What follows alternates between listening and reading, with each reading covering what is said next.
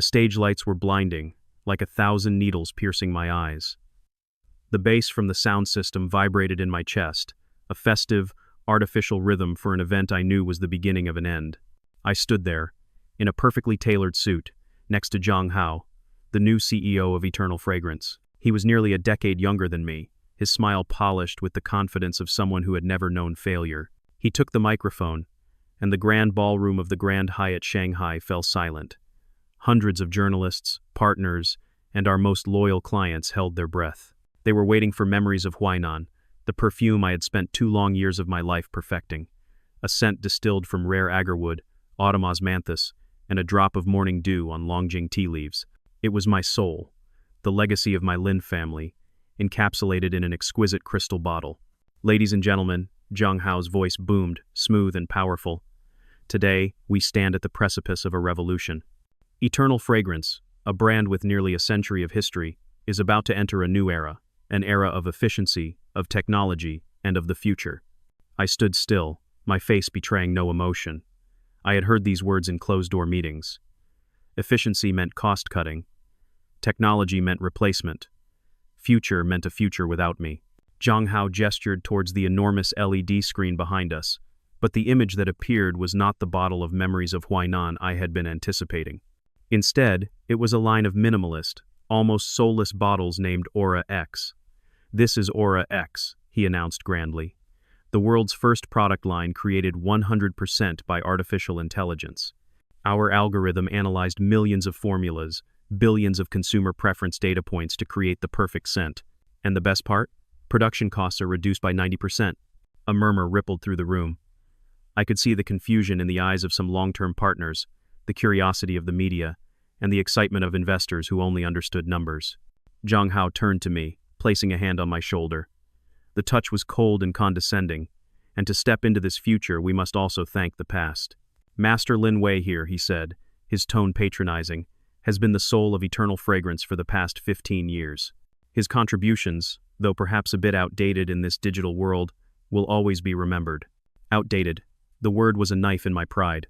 "Therefore, we have decided to let Mr. Lin take a well-deserved rest," Zhang Hao continued, his smile now looking grotesque. "He will be taking an early retirement to enjoy the fruits of his labor. On behalf of the company, thank you sincerely." The room was silent for a second, then erupted in chatter. Camera flashes went off incessantly, as if to capture every moment of this public humiliation. From the wings, 2 tall men in black suits emerged. They didn't touch me, but their presence was a silent command. They were here to politely escort me off the stage, out of the company, out of the life I had built. I looked directly into Zhang Hao's eyes. For a moment, I saw his triumph. He thought he had won. He thought he had discarded an old relic to clear the way for his technological empire. I gave a slight nod, an almost imperceptible smile gracing my lips. "Thank you, CEO Zhang," I said, my voice unnervingly calm.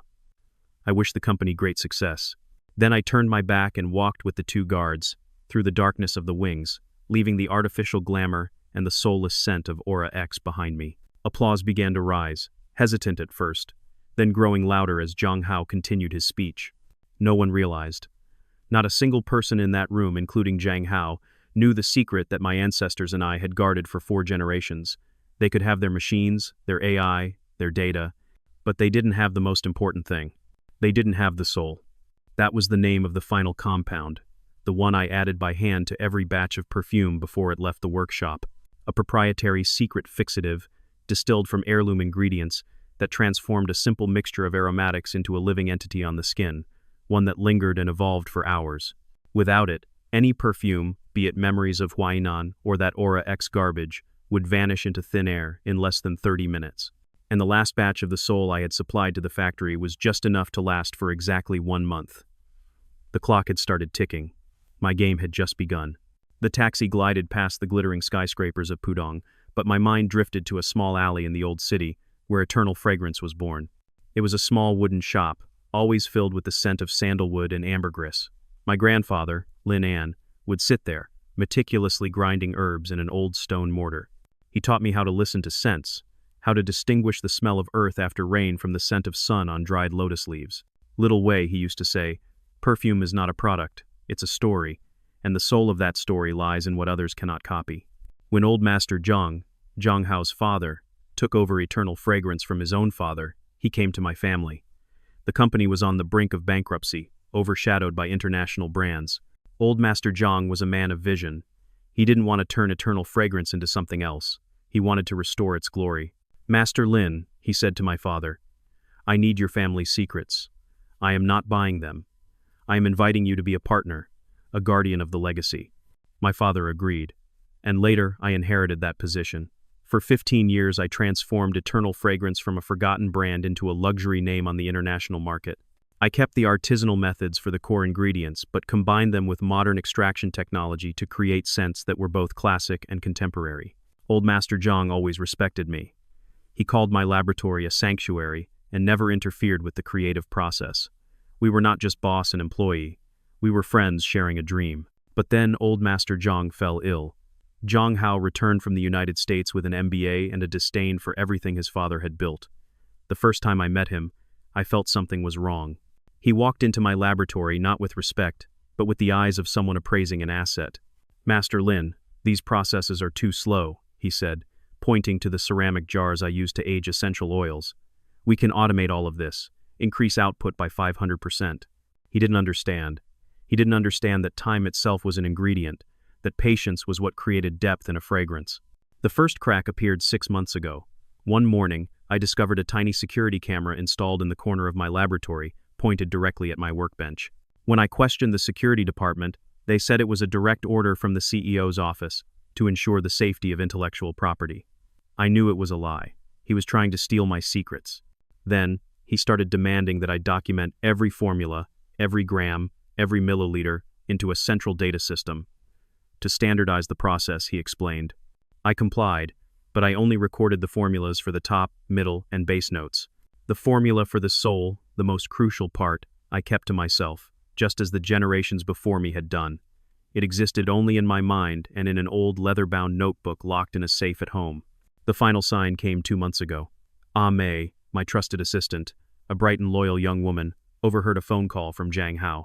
He was talking to a tech company about analyzing and reverse engineering my perfume samples with gas chromatography and artificial intelligence. "I want to remove the human element," he had said. "It's too risky and expensive." That night I knew I couldn't stay, but I would not leave empty-handed. Eternal Fragrance was not just my workplace. It held the sweat, passion, and legacy of my family. I would not let someone like Zhang Hao destroy it with his greed and ignorance. I began to prepare. I secretly backed up all emails, documents acknowledging my contributions, and the original agreements between Old Master Zhang and my father. I spent many nights in the lab, not creating new scents, but perfecting a special version of the soul, a version I could control from afar. And I calculated the final batch of the soul I delivered to the factory with extreme care. Enough for 30 days. Enough time for the Aura X bottles to be produced, packaged, and shipped to stores worldwide. And enough time for Zhang Hao's deception to be exposed to everyone, in the most painful way possible. The humiliation on stage today was not a defeat. It was merely the starting gun for a war I had been preparing for a very long time. The apartment door closed, shutting out the noisy world outside. I didn't turn on the lights. Darkness and silence were familiar companions. I loosened my tie, tossing it on a chair. The expensive suit now felt as constricting as a prison uniform. I walked to the window, looking down at the bustling traffic on Yan'an Road. Shanghai at night never slept, a brilliant and cruel beast. I felt no anger, no fear. The only feeling was a cold calm, the focus of a chess player before a decisive match. Zhang Hao's act was over. Now it was time for my performance to begin. My first action was not to call a journalist or a competitor. I called Lawyer Wang, an old friend of my father's, a cunning old fox in the field of intellectual property. He was over 60, but his mind was as sharp as a razor. "Little Wei," his voice came over the phone, deep and steady. "I saw the news. That Zhang boy really doesn't know the immensity of heaven and earth." "Uncle Wang," I said, getting straight to the point. "I need your help preparing a lawsuit. Not now, but soon. What evidence do you have?" "Everything. The original agreement between my father and Old Master Zhang, acknowledging the Lin family's ownership of the core formulas. Zhang Hao's emails demanding I digitize the recipes. The security department's report on the camera installation in my lab.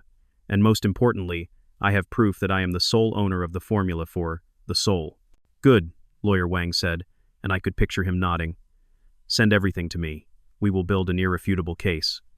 But litigation takes time, Wei. I know, I replied. The lawsuit is only the final blow. Before that, I want him to realize for himself what he has lost. After hanging up, I opened my laptop. A message was waiting from Mei, sent through an encrypted chat app I had installed for her weeks ago. Master Lin, things are chaotic at the company. They are celebrating, but the R&D department is in a panic because they can't replicate the final sample of the soul. They say the machines can only analyze 98% of the components.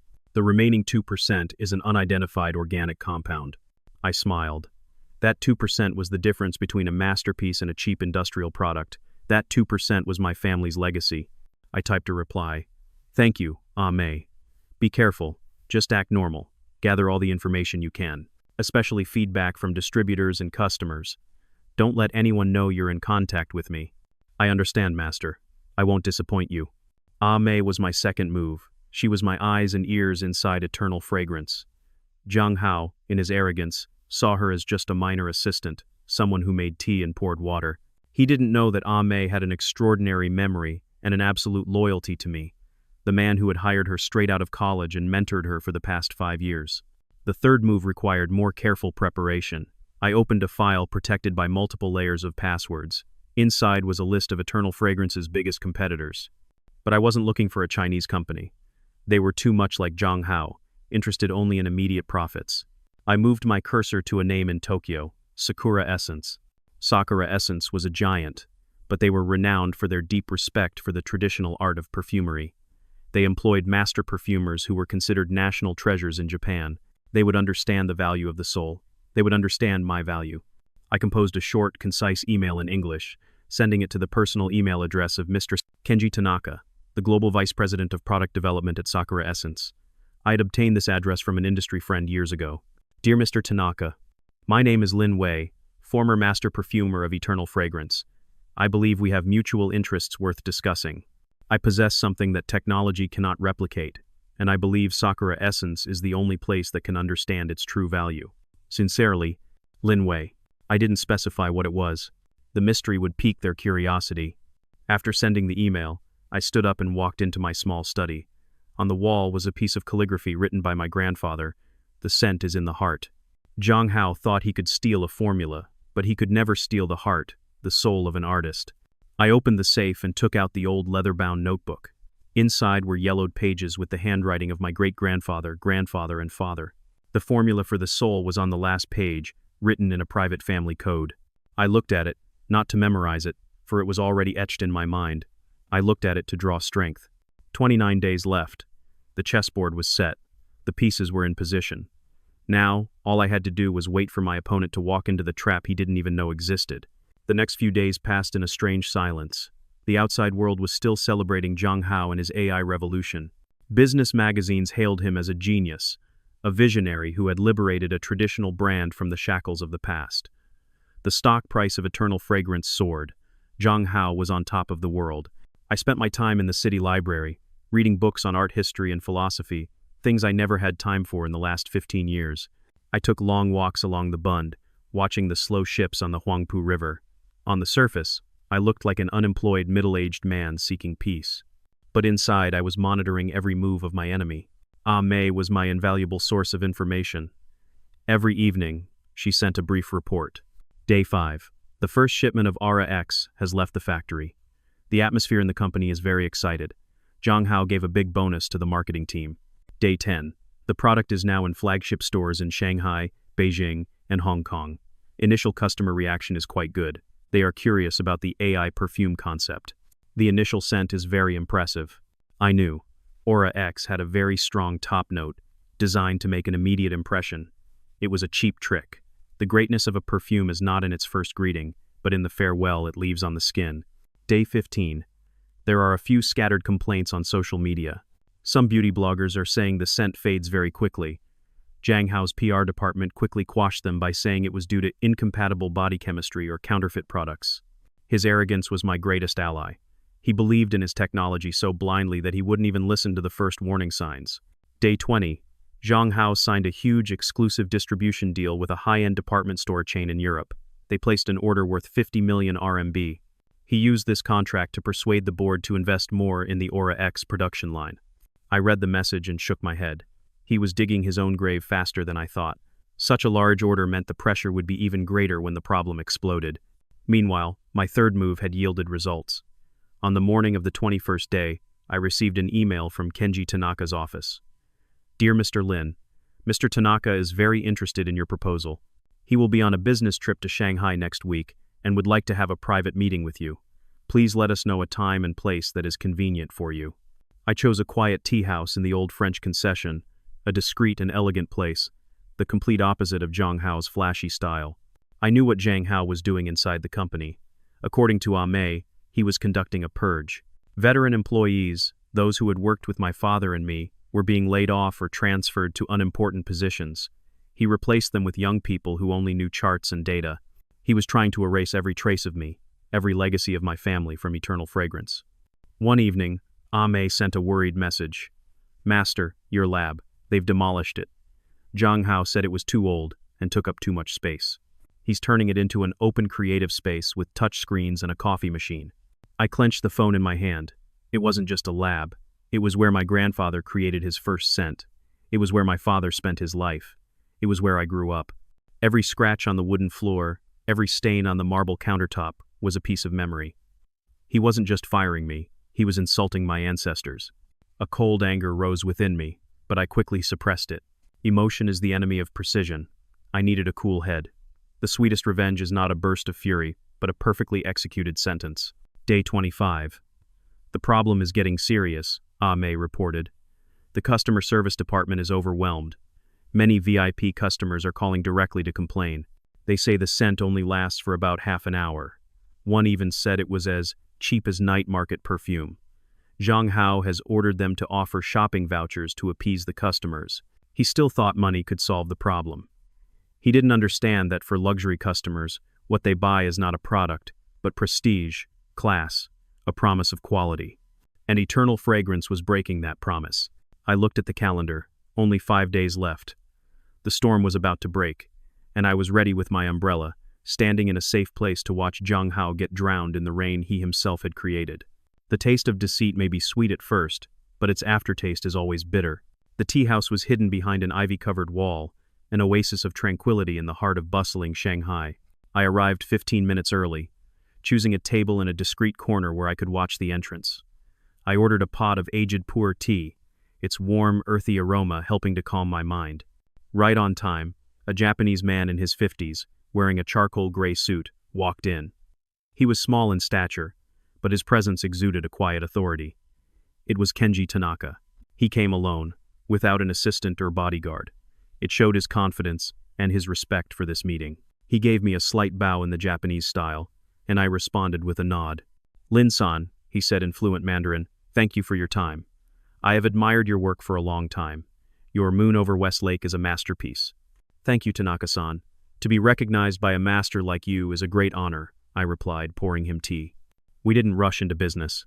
We talked about tea, about calligraphy, about the subtle differences between Mysore sandalwood and Australian sandalwood. I realized Tanaka was not just a businessman. He was an artist, a man who truly understood and loved scent. He was more like Old Master Zhang than Zhang Hao. After about 20 minutes, when the second pot of tea was served, Tanaka gently shifted the topic. In your email, you mentioned something that technology cannot replicate. I am very curious. I didn't answer immediately. I put down my teacup and looked him straight in the eye. Tanaka-san, where do you think the soul of a perfume lies? In the rare flowers? In the expensive woods? Or in the complex formulas? He thought for a moment. All those things are important, but I believe its soul lies in ma. It's a Japanese word that means the pause, the empty space between the notes. It's what makes the scent alive, not a static mixture. It is the unmeasurable. I nodded. He understood. What I have, we call it the soul, I said. It is the ma you just spoke of. It is a family heirloom compound, a fixative and a modifier. It binds the notes together and allows them to bloom on the skin over time. Without it, the perfumes of eternal fragrance are just lifeless bodies. Tanaka listened intently, without a trace of skepticism. And eternal fragrance now? They don't have it? They do not, I confirmed. And they never will, because the formula exists only in my head. The current CEO believes AI can replace everything. He is wrong. I told him the whole story. Zhang Hao's betrayal, the public humiliation, and my plan. I held nothing back. In a high-stakes game, transparency with an ally is paramount. When I finished, Tanaka was silent for a long time, his fingers tapping lightly on his teacup. "He is a fool," he said, his voice devoid of emotion. "A fool sitting on a gold mine without knowing it. He is not only destroying the legacy of eternal fragrance, he is handing his competitors a golden opportunity." "That is why I came to you," I said. "Sakura Essence is the only company I trust to understand and appreciate the value of the soul." "What do you want from us, Lin-san?" Tanaka asked directly. "A position as master perfumer? A state-of-the-art laboratory?" "We can provide all of that, with the highest compensation." "I want more than that," I replied, my voice firm. "I don't want to work for anyone anymore. I want to take back what is mine. Eternal fragrance carries my family's legacy. I want to regain control of it." A flicker of surprise, then admiration, crossed Tanaka's eyes. "That is a very ambitious plan. You will need enormous financial resources." "That is where I need Sakura Essence," I said. "I am not asking for a handout. I am proposing a partnership. Back me. Provide the capital needed to acquire a controlling stake in Eternal Fragrance when it collapses. In return, Sakura Essence will gain exclusive access to the soul for future collaborative products and a strong strategic partner in the Chinese market.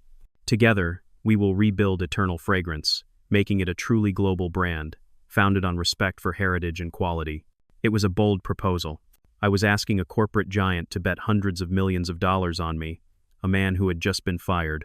Tanaka looked at me, a discreet smile on his lips. "Lin-san, you are not just a perfumer, you are also a brilliant strategist. I like that." He stood up.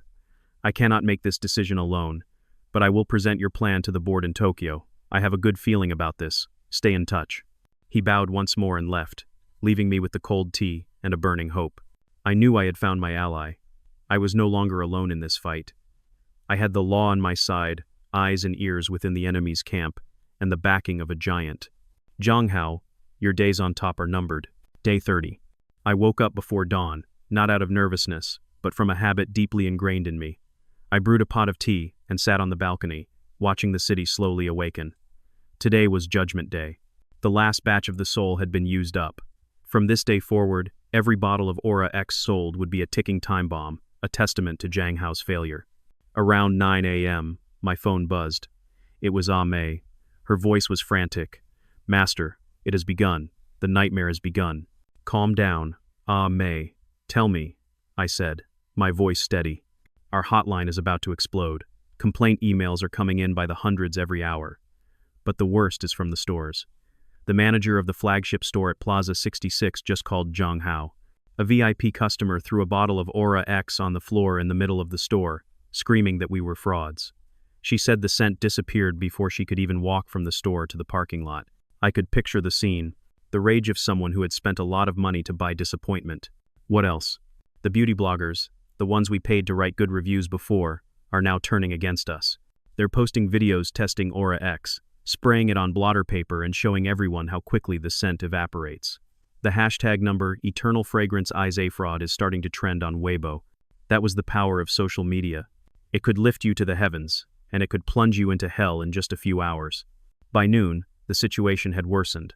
Mei reported that the European distributor, the company that had placed the 50 million RMB order, had sent an urgent email. They said they had received hundreds of complaints from their retail stores in Paris, London, and Milan. They demanded an immediate explanation, or they would cancel the contract and sue for damages. "How is Zhang Hao reacting?" I asked. "He's going crazy," Mei whispered. "He's locked himself in his office with the heads of R&D and marketing. I can hear him shouting, banging on the table. He's blaming everyone but himself. He says the machines can't be wrong. It must be a bad batch of raw materials. He has ordered the factory to halt production and re-examine everything. A futile effort. The problem wasn't in the materials, but in what they were missing." In the afternoon, the stock market began to react. News of the quality crisis had spread. The stock price of Eternal Fragrance, which had risen sharply after the press conference, now began to plummet. In one afternoon, it lost 15% of its value. The investors who had praised Zhang Hao were now panic selling their shares. I sat in my apartment, watching it all on my computer screen. It was like watching a skyscraper collapse in slow motion. Every falling brick was the result of a weak foundation. Zhang Hao had built his empire on sand, and now the tide of truth was washing it all away. At the end of the day, Ah Mei sent me a crucial piece of information. Old Master Zhang came to the company. He looked very weak, had to be supported by someone. He went into Zhang Hao's office. I think there was a huge argument. The arrival of Old Master Zhang was something I had anticipated. He was the one who understood the value of legacy. Even though he had handed over power, he would not sit idly by and watch his life's work be destroyed. That night, I received no more news from Ah Mei. Perhaps she didn't want to risk it. That silence was more terrifying than bad news. It showed that the chaos inside Eternal Fragrance had reached its peak. I stood by the window again, looking out. The Shanghai sky was polluted by light, making it impossible to see the stars. But I knew, somewhere above the clouds, they were still shining. Just like the truth. It could be temporarily obscured by lies and arrogance, but eventually, it would always find a way to shine through. Zhang Hao's downfall did not come from an act of sabotage. It came from the very nature of his product, a scent that only lasted for 30 minutes. An empire built on deceit is the same. Its lifespan is just as short, and Zhang Hao's 30 minutes were up. For the next 2 days, I did nothing. I disconnected from the news, made no contact with Ah Mei or Lawyer Wang. I gave the storm time to reach its full fury. My silence, I knew, would drive Zhang Hao even crazier. He would search for a scapegoat, an explanation, and eventually, he would have to come to me. On the evening of the third day, as I was reading a book, the phone rang, an unknown number. I had been waiting for this call. I let it ring 3 times before picking up, my voice calm. Hello? Lin Wei? The voice on the other end was hoarse and filled with rage. It was Zhang Hao. Was it you? What did you do? I remained silent for a few seconds, letting his desperation soak into the space between us. CEO Zhang, I don't know what you're talking about. I'm just a retired man. The company's affairs are no longer my concern. Don't pretend, he screamed, his control completely gone. Our system isn't wrong. The AI can't be wrong. You must have done something to the last batch. You sabotaged it. Sabotage is a strong word, CEO Zhang, I said, my voice as cold as ice. I simply did my job correctly until my very last day. Perhaps. Your technology missed a small detail? An ingredient it couldn't analyze? I could almost hear him grinding his teeth over the phone. He knew what I was talking about. He had been trying to analyze the soul for months. He knew there was something he couldn't replicate. What do you want? He asked, his tone dropping from anger to bargaining. Money? How much? I'll pay. Just tell me what you did and how to fix it. This was the moment I had waited for. His arrogance was broken, leaving only greed and fear. He still thought everything could be bought with money. Money can't buy back honor, Zhang Hao, I said. You humiliated me in front of the entire media. You tore down my father's and grandfather's laboratory. You tried to steal my family's legacy. You think a check can erase all that? Then what do you want? He repeated, his voice almost pleading. Company shares? A seat on the board? Name it. I want nothing from you, I replied. This conversation is over. Wait, he shouted as I was about to hang up. My father. My father wants to talk to you. There was a pause, then a dry cough and a tired old voice came on the line. Little Wei, it's me, Uncle Zhang. I was silent. Hearing Old Master Zhang's voice, a complex emotion welled up inside me. I respected him, but he was also the father of the man who had betrayed me. I'm sorry, he said, his voice full of regret. It's all my fault. I trusted him too much, handed over our life's work to someone unworthy. Little Wei, for the sake of our many years of friendship, please help Eternal Fragrance this one time. I'm begging you. His apology was sincere, but it was too late. Uncle Zhang, I said, my voice a little softer. That friendship was discarded by your son the day he publicly humiliated me on stage. Eternal Fragrance is not just your life's work. It's my family's legacy. I cannot let it be further destroyed. So what do you want? He asked, his voice desperate. Now is not the time to talk over the phone, I said. Tomorrow morning, 10 a.m., at Lawyer Wang's office. Come with Zhang Hao, and bring the CFO and the company's lawyer. We will talk this out once and for all. I hung up before he could reply. I sat in the darkness, feeling my heart beat strongly. The game had entered its final stage. Tomorrow, I would no longer be the victim. I would be the one to decide the fate of Eternal Fragrance. I had the backing of Sakura Essence, the solid legal case from Lawyer Wang, and most importantly, I had what they needed and could never create themselves. Zhang Hao's desperate call was not the end of the problem. It was just the formal invitation for me to come and take back what was rightfully mine.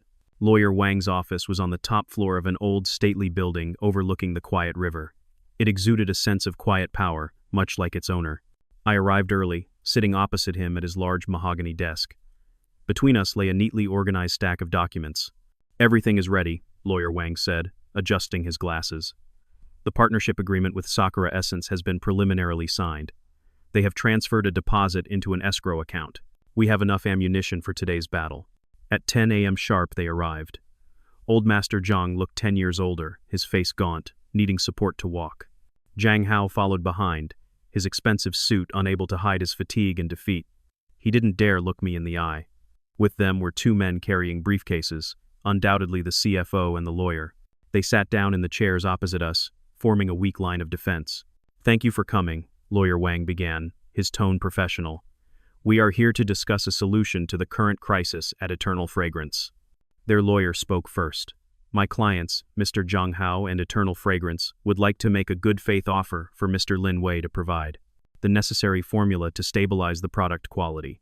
We are prepared to offer a significant financial compensation package for the inconvenience caused." I almost laughed. Inconvenience? He called the destruction of my reputation and legacy an inconvenience? I shook my head. "It's not for sale," I said clearly. Zhang Hao's head snapped up, disbelief on his face. "Not for sale? Everything has a price. How much do you want, 50 million? 100 million? Some things cannot be priced in money, CEO Zhang," I replied, looking directly at him. "The formula for the soul is not a commodity. It is the legacy of 4 generations of my family. It is the soul of Eternal Fragrance. And a soul is not for sale." "Then what the hell do you want?" he roared, losing his temper. Old Master Zhang placed a hand on his son's shoulder, signaling him to be quiet. "Little Wei," he said, his voice pleading, "give us a way out." "I will give Eternal Fragrance a way out," I said, "but not you." I gestured to Lawyer Wang. He pushed a thick file across the table towards them. "This is our proposal," Lawyer Wang said. "Mr. Lin Wei, along with his investment partners, proposes to acquire a 51% controlling stake in Eternal Fragrance." The room seemed to stop breathing. Zhang Hao and his father stared at me, as if I had spoken in an alien language. "Acquire?" Their lawyer stammered. "This is absurd. The company's stock is in trouble, but it is still worth billions." "Indeed," Lawyer Wang said, unfazed. "And that value is evaporating by the day. Partners are canceling contracts. Lawsuits are imminent. Without Mr. Lin's formula, Eternal Fragrance is essentially an empty shell with massive debts. Our offer is based on the company's real value at this moment, not its fantasy value on the stock market," he continued. "We propose to buy out shares from existing shareholders at a price 10% above yesterday's closing price. It is a very generous offer, considering the circumstances. It gives investors an exit before everything completely collapses." Zhang Hao shot to his feet. "Never! This is my family's company. I will never sell it to you." "It was your family's company," I said, my voice cold. "Until you decided to turn it into a soulless tech firm. You killed it with your own hands, Zhang Hao. I am merely here to pick up the corpse. You have 2 choices," I continued, leaning back in my chair. 1.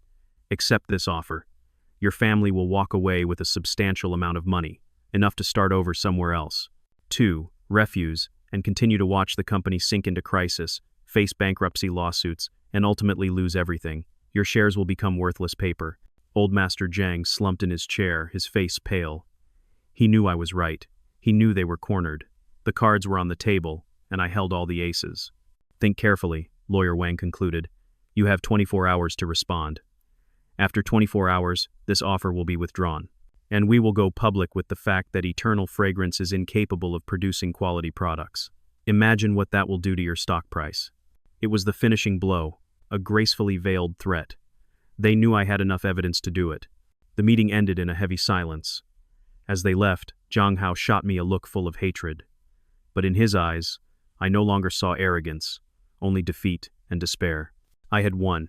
24 hours later, Lawyer Wang received the call. They accepted. There was no other choice. The board of directors and major shareholders, faced with the prospect of losing everything, had quickly pressured the Zhang family to sell their controlling stake. The survival of their wallets always trumped pride. The transfer process was surprisingly swift. Lawyers and financial experts from Sakura Essence worked around the clock. They audited the books, reassessed the assets, and drafted thick contracts. During that time, I did not appear. I let the professionals do their work. My role would come later, when the paper war was over and the real battle to rebuild Eternal Fragrance began. I was only present on the final signing day. The ceremony took place in a private meeting room, with no media, no glamour. It was just me, Lawyer Wang, Sakura Essence's representative Mr. Tanaka, and on the other side, Old Master Zhang and a few old board members. Zhang Hao was not present. I heard he had flown to Canada right after the deal was accepted. A cowardly exit, true to his character. Old Master Zhang looked like a shadow of his former self. As he put his pen to the last piece of paper, transferring the power that had belonged to his family for 2 generations, I saw a tear roll down his wrinkled cheek. He looked up at me. His eyes held no hatred, only a deep sadness and regret. "Little Wei," he said, his voice weak. "Take care of it. Don't let the legacy of our fathers fade away." "I will," I replied, and in my words, there was no triumph, only the solemnity of a promise. I will bring it back to its rightful glory. The first day I returned to Eternal Fragrance as the chairman of the board and CEO, the building was the same, but the atmosphere was different. There was a tension, a vague fear in the air. The employees hired by Zhang Hao looked at me with wary eyes. My first act was not to review the numbers. I went straight to what was once my laboratory. Just as Ame had said, it had been turned into a tasteless open space with colorful beanbags and meaningless slogans on the walls. I summoned the head of HR. "Recall all the former employees who were laid off in the past 6 months," I ordered. "Tell them, Lin Wei is back, and I want them to rebuild this house with me. Their salary will be 20% higher than before." Then, I called a company-wide meeting. I stood before all the employees, not on a fancy stage, but right in the main lobby. "I am Lin Wei," I began. "Many of you know me, some do not. But from today, we will work together. Eternal Fragrance has gone through a difficult period, a time when it strayed from its core values. We tried to replace soul with algorithms, art with efficiency, and we failed." I looked around and saw the expressions in their eyes begin to change, from fear to attentiveness. "From today, we will return to what made Eternal Fragrance famous: quality, heritage, and respect for the art of perfumery. We will recall the entire Aura X product line. We will issue a public apology to our customers, and we will work to regain their trust, one bottle of perfume at a time. This creative space," I gestured around the lobby, "will be dismantled. We will rebuild the traditional laboratory, bigger and better than before, because that is the heart of this company." In the first week, Ame, whom I promoted to my executive assistant, helped me reorganize the structure. The old employees returned one by one, bringing with them their experience and loyalty. They were welcomed back like returning heroes. The opportunists brought in by Zhang Hao, those without real talent, resigned on their own. Gradually, the toxic atmosphere was purified, replaced by a new spirit of cooperation and hope. I spent hours in a temporary lab, personally blending a new batch of the soul. As I added the final drops to the large container, the familiar scent filled the air, a complex aroma of wood, moss, and something indefinable. It was the smell of life, of rebirth. The transfer of legacy was not just a transaction on paper. It was a process of healing wounds, restoring faith, and reigniting a creative fire that had almost been extinguished. There was much work to be done, but for the first time in months, when I looked at the future of Eternal Fragrance, I saw only a wide, open road. 1 year later, I stood on the balcony of the new laboratory, looking down at the herb garden we had built in the company's courtyard. Jasmine, osmanthus, and eucalyptus plants stretched towards the morning sunday, their scents mingled, creating a delicate symphony of nature. This was not just a source of raw materials, it was a source of inspiration. Eternal Fragrance had changed, not through a noisy revolution, but through a quiet evolution.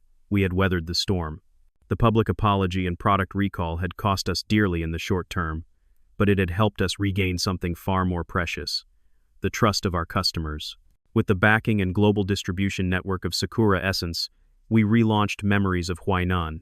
It became a resounding success, not just in China, but also in Paris, New York, and Tokyo. Critics hailed it as a masterpiece, a perfect blend of Eastern heritage and modern technique. It was a testament to our philosophy. The future is not about erasing the past, but about building upon it. Ame was now the chief operating officer, my capable right hand. The loyal old colleagues had all returned, holding key positions. We were no longer employees. We were a family, protecting and growing our shared legacy together. One afternoon, while walking along the riverbank, I happened to run into Zhang Hao. He was sitting alone on a bench, looking much thinner and haggard. His designer clothes no longer fit well, and his eyes had lost their former arrogance, replaced by a hollow emptiness. He saw me, startled, and was about to turn away. But then he stopped. "You won," he said, his voice hoarse, without looking at me. I walked closer, standing in front of him. "This was never about winning or losing," I replied, and I meant it. "This was about value, about realizing what is truly important." He let out a bitter laugh. "Value. I used to think value was in the numbers on a spreadsheet, in the growth rate, in the algorithms. I was wrong." "You weren't entirely wrong," I said. "Technology is a useful tool. But it is only a tool. It cannot replace the heart. It cannot replace the soul. You tried to build a house without a foundation. No matter how magnificent it looked, it was bound to collapse." He was silent for a long time, gazing at the slow-moving river. "My father, he passed away 2 months ago. Before he died, he told me his biggest mistake was not trusting me, but failing to teach me to cherish what I had." I said nothing. No words of comfort were appropriate at that moment. "Good luck, Linwei," he said, then stood up and walked away, disappearing into the crowd. I watched his lonely figure go, feeling no satisfaction, only a touch of pity. He had it all, and he lost it all, simply because he failed to understand one simple thing. I sat down on the bench he had just left, taking a deep breath. The air carried the smell of the river, of damp earth, and of life. I thought about scents, how they are created from tangible things yet evoke intangible emotions. They are memories, stories, legacies. My journey with eternal fragrance was the same. It began with a betrayal but ended in a rebirth. I had lost my job, only to find my life's mission. It was to protect and cultivate those intangible values, the things that cannot be measured by money or data. The sun began to set, painting the Shanghai skyline in shades of crimson. A new future was dawning, not just for me, but for eternal fragrance. And I knew the scent of the future would be one both familiar and new, a scent of balance between tradition and innovation, between art and science, a scent with a soul. Victory is not a destination. It's a new starting point with new challenges. I had won back eternal fragrance, but now I was responsible not only for my family's legacy but also for the allies who had bet on me. Sakura Essence was not a silent investor. They were a strategic partner, and they had their own expectations. A month after I officially took control, Mr. Tanaka flew from Tokyo to Shanghai. He didn't come to congratulate me but to discuss the future. We walked through the newly planted herb garden, the fresh scent of soil and young leaves clinging to the air. "Lin-san, I am impressed," he said, gently touching a mint leaf. "You've done the impossible. You've resurrected a brand from the ashes. The board in Tokyo is very pleased with the initial results." "I must thank you and Sakura Essence for your trust," I replied. "Without you, I would still be an unemployed man." "Trust must be paired with results," he said, his tone still gentle but carrying the weight of business. "We have stabilized the domestic market. Now it's time to think about global expansion.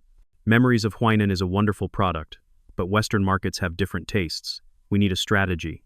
A few days later, that strategy arrived in my email. It was a 50-page plan from Sakura Essence's global marketing team. I read it in my office, and a familiar sense of unease crept over me. The plan was filled with charts, market analysis data, and terms like optimizing customer touchpoints and dynamic data-driven pricing strategies. They proposed launching a lighter version of Memories of Huainan, toning down the agarwood note and enhancing the fruity notes to appeal to millennials. They even suggested changing the bottle design to make it more minimalist and Instagram-friendly. I stared at the screen, and I saw the ghost of Zhang Hao. This was his philosophy, just dressed up in the more professional and sophisticated language of the Japanese. They also wanted to change the product to cater to the market, rather than patiently educating the market to understand the product's value. The difference was that Zhang Hao did it out of ignorance and arrogance, while Sakura Essence did it because of the pressure of a massive, publicly listed corporation.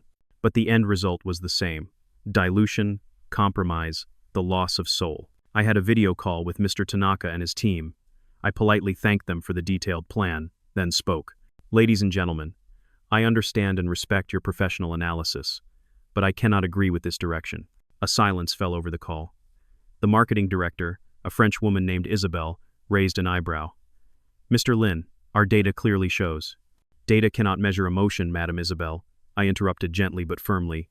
"Eternal Fragrance does not sell perfume, we sell stories, memories. Memories of Huainan is not a collection of notes that can be arbitrarily added or removed. It is a whole, a work of art that tells the story of a moonlit night on West Lake. If we remove the agarwood, we are erasing the darkness of the night, leaving only a pale moonlight. It is no longer our story, but the risk is enormous, someone else chimed in.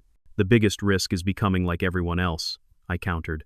The market is already flooded with pleasant, fruity floral scents. They don't need another one from us. What they need from Eternal Fragrance is uniqueness, depth, something authentic. I propose a different strategy. Instead of changing the product, let's change how we tell the story.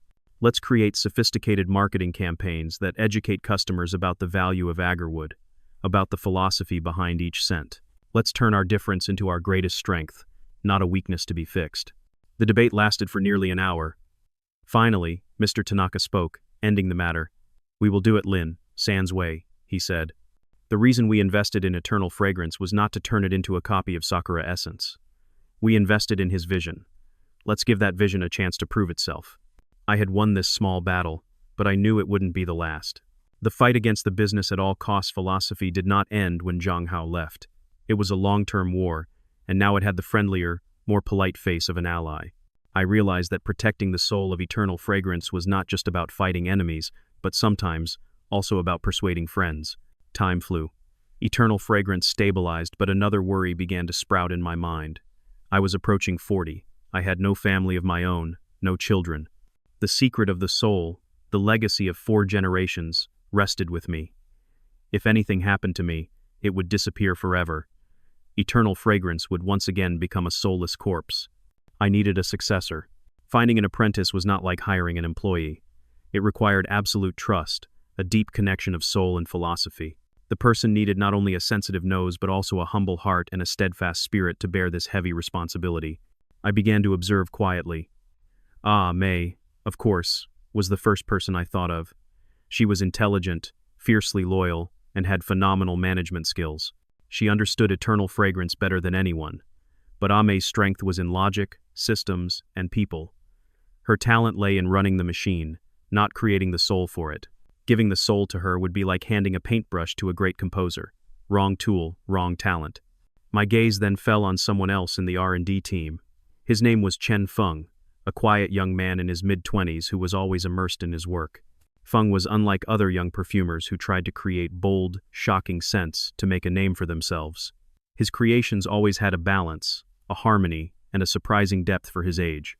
He spent hours in the company's library, reading old books on perfumery, studying the notes of my father and grandfather. He had a respect for the past, a rare quality in his generation. I decided to test them both, a silent examination. I created a nearly complete perfume sample, a complex scent of oak moss, leather, and tobacco flower, but I intentionally left out a core ingredient, one that provided warmth, a connection. It was like a body without a heart. I gave 2 identical samples to Ame and Chen Feng. "I'm stuck with this scent," I told them. "It's missing something, a bit of fire. Take a look and tell me what you think." Ame took the sample and immediately brought it to the gas chromatograph for analysis. A few hours later, she returned with a detailed report. "Master Lin, based on the structural analysis, I think we can add some ISO-E super to enhance the woody notes and some synthetic ambergris for depth. Chemically, it would complete the spectrum." She was right, technically. Chen Feng, however, took the vial and didn't analyze it or take notes. He sprayed a little on his wrist and then sat quietly in his workspace for the entire afternoon. Occasionally, he would lift his wrist to his nose, closing his eyes. At the end of the day, he came to see me, looking a bit timid. "Teacher Lin," he began, "I'm not sure about the chemistry, but when I smell this, I feel like I'm in an old library on a rainy day. There's the smell of old books, damp wood, the cold air. It's beautiful, but also very lonely. I think it lacks human warmth, maybe the scent of a cup of hot ginger tea or the faint smoke from an old fireplace." My heart skipped a beat. He wasn't talking about chemicals. He was talking about feelings, images, stories. He hadn't analyzed the scent. He had listened to it. He had found the empty space, the ma, that I had intentionally created. At that moment, I knew I had found my successor. The next day, I called Chen Feng into my office. I said nothing about the test. "Feng," I said, "I see great potential in you. But to become a true master perfumer, you need to learn not just about formulas, but about philosophy. Are you willing to begin a new journey of learning, One that will be very long and arduous? His eyes lit up, without a hint of hesitation. That is all I have ever wanted, teacher. I nodded. Then, your first lesson will not take place in a laboratory. This weekend, pack your bags. We're going on a trip. The journey of passing on the legacy had officially begun. Just when I thought the name Aura X was buried in Eternal Fragrance's shameful past, its ghost returned in a way I never expected. It started when our marketing department detected the rise of a new domestic perfume brand called Eon. Eon had no physical stores, selling exclusively online. They targeted young people with aggressive social media campaigns, collaborating with influencers and TikTokers. Their philosophy was summed up in a provocative slogan: heritage is the past. Eon is the future. The perfect scent, engineered by data. At first, I paid little attention. The market always had flashy newcomers who quickly faded, but Eon was different. Their products, despite their techie names like Cyber Jasmine or Quantum Rose, were surprisingly good quality. In particular, their longevity, while not comparable to our products with the soul, was far superior to other perfumes in the same price range. They could last on the skin for 4 to 5 hours, long enough to make an impression. Eon's sales grew exponentially. They were gradually capturing the market segment we had neglected, the younger customers who preferred novelty, modernity, and weren't overly concerned with a century-old heritage story. I asked my team to investigate further. The truth was shocking. The man behind Eon was Li Jun, a young chemical engineer who had been the deputy head of R&D under Zheng Hao. He was one of the key people on the Aura X project, a firm believer in applying AI to perfumery. After I took over, he was one of the first to resign, claiming my philosophy was antiquated. Clearly, he hadn't given up. He had somehow improved the Aura X algorithm. He had found a way to partially fix the critical weakness in longevity. I bought a bottle of their Cyber Jasmine myself. The moment I sprayed it, I immediately recognized the algorithm's signature. A cold perfection. The jasmine scent was clear, pure, without any impurities, like a flower reconstructed in a lab. It was beautiful, but lifeless. It lacked the subtle imperfections, the unexpected secondary notes that make natural jasmine so captivating. It was a perfect but soulless copy. I called an emergency meeting. Many department heads were worried. "Chairman, they are attacking our weakness," the sales director said. "Our products are expensive and considered old. Eon is young, trendy, and affordable. We are losing the next generation of customers. So, what should we do?" I asked back. Create a cheaper product line to compete with them? Use AI to design scents for young people? Isn't that the very wrong path we just escaped from? The room fell silent. "No," I said, my voice steely. "We will never compete with them on their turf. We will not chase after technology. We will make technology admire us. Eon sells a product. We sell an experience. They sell the perfection of machines. We sell the imperfect beauty of art. Instead of worrying about them," I continued, "let's focus on doing what we do best, even better. Let's delve deeper into our story. Let's make our heritage more vibrant and accessible." Right there in the meeting, a grand idea was born. I don't just want customers to buy our perfume, I want them to step into our world. We will build a flagship store in Shanghai, but it won't be just a store, it will be a house of scents, a place that combines a museum, a laboratory, a tea house, and an art space.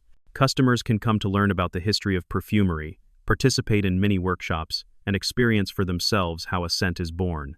It was an incredibly expensive gamble, but I knew it was the only way.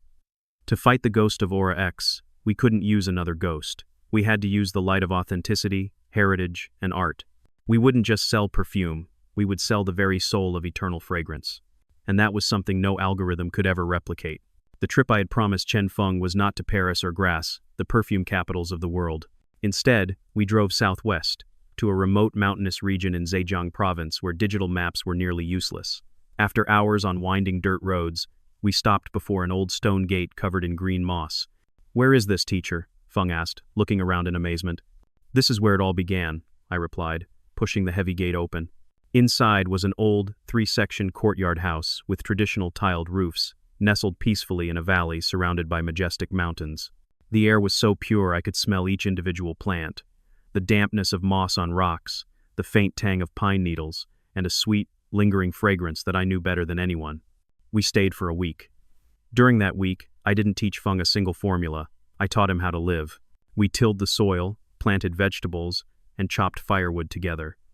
I taught him how to identify wild herbs, how to distinguish the smell of the earth in the morning from the afternoon. I told him stories of my great-grandfather, who discovered this valley and realized that its unique soil and climate could produce ingredients of unparalleled quality. A good perfumer, I told him as we sat by a stream, must be a farmer, a botanist, and a poet before he becomes a chemist. You must understand the soul of the ingredients before you can command them. On the 5th day, I led him deeper into the forest behind the house, to an area enclosed by a thick bamboo fence. This was my family's secret garden. Inside were not carefully tended flower beds. It looked almost wild, with plants Feng had never seen before. A dark purple ground orchid that bloomed only at night, a silvery moss that grew on the trunk of a camphor tree, and most special of all, a small woody plant with emerald green leaves, which I called heart's tear grass. These are 3 of the 7 natural ingredients of the soul, I said, my voice low. They cannot be grown anywhere else. We've tried. Only the soil and water in this valley can nurture them. The heart's tear grass is the most crucial. Its resin, when distilled correctly, is the backbone of the soul. I handed Feng the old family notebook. Read it, I said. Don't try to memorize the formulas. Try to feel the passion of those who came before. Understand why they chose these ingredients, how many times they failed before they succeeded. Feng took the notebook with both hands, a deep reverence on his face. He sat under a tree, turning the yellowed pages, his eyes fixed on the handwriting of my ancestors. For the last 2 days, I instructed him on how to harvest and distill the resin of the heart's tear grass. It was a process that demanded absolute patience. The resin had to be collected at dawn, when dew was still on the leaves. The distillation had to be done over a wood fire, the temperature controlled by hand, never varying by more than a degree. Feng did remarkably well. He had the necessary focus and tranquility. When the first drop of clear, amber-colored essential oil fell from the condenser, I saw a radiant smile on his face. It was not the smile of success, but the smile of understanding. On the way back to Shanghai, he was silent for a long time, then said, "Teacher, I understand now. The soul is not a formula, it is a living legacy. It is the crystallization of heaven, earth, and human dedication across generations." I nodded, a sense of relief and hope spreading through me. My family's legacy, the soul of eternal fragrance, had found a worthy person to whom it could be entrusted. The flame would not be extinguished. 6 months after the trip to the secret garden, the House of Scents by Eternal Fragrance was ready for its grand opening. It was located on a quiet street in the old French concession, a 3-story villa we had renovated. The costs had run far over budget, and the financial pressure weighed heavily on me. This was the biggest gamble of my career. If it succeeded, it would redefine luxury perfume retail. If it failed, it could drag Eternal Fragrance down with it. Just before the opening day, Mr. Tanaka flew to Shanghai again. This time, he was not alone. With him were 2 other members of the Sakura Essence Board, men with stern faces who spoke only in numbers. We didn't meet at the office, but at the House of Scents itself. I wanted them to see, to feel my vision before we talked. I gave them a tour. The first floor was the exhibition space, where each scent was presented in its own artistic context. The second floor was the scent library, with thousands of raw material samples from around the world. The third floor housed the tea house and workshop space. They seemed impressed, but I knew that wasn't the main reason for their visit. In the tea house, after the polite compliments, one of the 2 Japanese directors began. "Lin-san, we admire your creativity, but we must also look at reality. This project is very costly. Meanwhile, competitors like Aeon are growing rapidly with a leaner business model. To compete on a global scale with conglomerates like LVMH or Estée Lauder, Eternal Fragrance needs massive resources." Mr. Tanaka continued, his tone more moderate. "Therefore, the board in Tokyo has come to a proposal. We believe this is the next logical step for both parties. We propose a full merger. Sakura Essence will acquire the remaining 49% of Eternal Fragrance's shares. In return, Eternal Fragrance will become the top luxury brand in our group. You will have full creative control, an almost unlimited budget, and the strongest global distribution network." The room fell silent. I looked at Mr. Tanaka, the ally who had once believed in my vision. Now he was offering me a golden cage. A merger meant security. A merger meant power.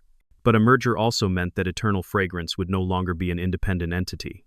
I would become a brand president, reporting to a corporate CEO in Tokyo. The soul of Eternal Fragrance, which I had fought so hard to reclaim, was at risk of being diluted within a giant corporate machine. This was the most crucial crossroads, the safe path that risked losing our identity, or the difficult path that preserved our independence. I took a deep breath, the faint aroma of Tiguanyin tea calming me. "Gentlemen," I began, "I am deeply grateful for your offer and your trust. Sakura Essence has been a wonderful partner, but I must decline." The faces of the two directors hardened. Even Mr. Tanaka looked slightly surprised. I continued. "The reason Eternal Fragrance was able to be reborn is because we are small, we are agile, and we have our own soul. If we become part of a large corporation, we will have to follow procedures, budget cycles, quarterly strategy meetings. Creativity will be stifled. We will lose the very thing that makes us special. I don't want a merger. I want a deeper partnership. I made my own counter-proposal. Instead of buying us out, let's form a joint venture for global distribution. Eternal Fragrance and Sakura Essence will remain two independent companies, but we will share profits and costs in the international market. We will face the big competitors together, not as a single entity, but as two allies with complementary strengths. You have the scale, we have the uniqueness. We will be stronger together, but not by binding each other." It was a bold, almost defiant proposal. I was betting our partnership on their belief in my philosophy. Mr. Tanaka looked at me for a long moment, an internal struggle visible in his eyes. He glanced around the room, out at the garden, then back at me. Finally, he turned to his two colleagues and spoke in Japanese. I didn't understand the words, but I could see he was passionately trying to persuade them. Their discussion lasted a few minutes. Then Mr. Tanaka turned back to me, a rare smile gracing his lips. "Lin-san, you always choose the harder path, but perhaps that is the right path. We will seriously consider your proposal." Those words were not an agreement, but they were an open door. My gamble had paid off. As they left, I stood alone in the quiet space of the House of Scents. Tomorrow, this place would open its doors to the public. The future of Eternal Fragrance was still uncertain, but for the first time, I felt I was fully at the helm of this legacy ship, and I would steer it according to my own chart, no matter how stormy the seas ahead might be.